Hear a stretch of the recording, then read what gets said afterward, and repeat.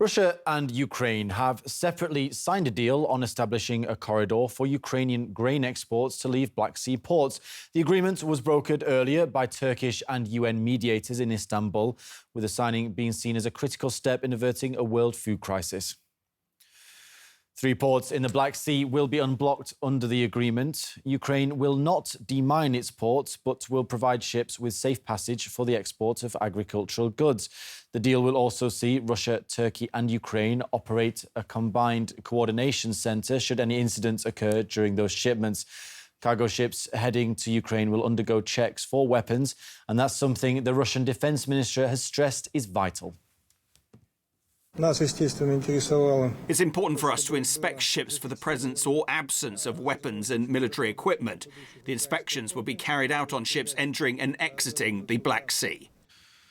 The UN expects full-scale movement of grain ships to begin in the next 2 weeks. According to the organisation's estimates, the deal will allow the monthly export of up to 5 million tonnes of grain from Ukraine. UN Secretary-General Antonio Guterres praised the deal. Today, there is a beacon on the Black Sea, a beacon of hope, a beacon of possibility. The question has not been what is good for one side or the other. The focus has been on what matters most for the people of our world.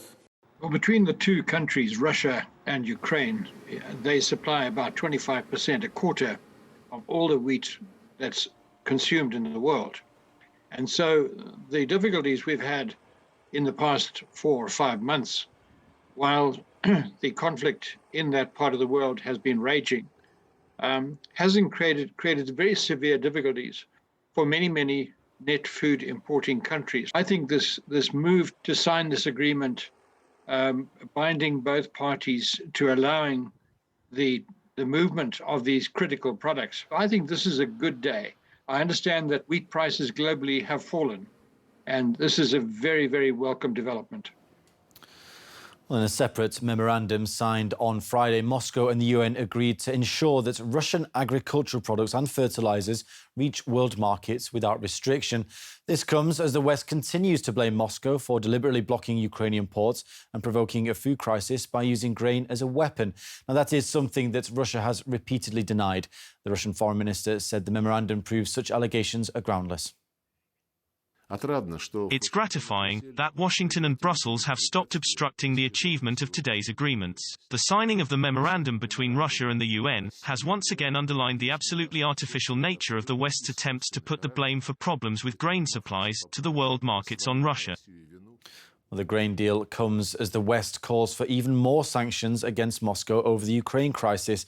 Economist Eddie Cross again believes their impact on Russian food exports will greatly affect other countries across the world. Russia plays a huge role in the whole industry globally, and any disruption or any sanctions breakage in terms of the availability of those products to the global markets would have profound and long-term significance. When you have a conflict between these two states, which disrupts global markets, it has profound implications for the whole world.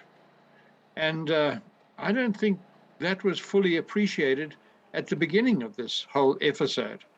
But I'm glad that sanity has prevailed and that and at least the West is not opposing these very substantial developments. Because I think if they had continued to insist on this blanket sanctions program against the Russians, it would have had very profound implications for the rest of the world.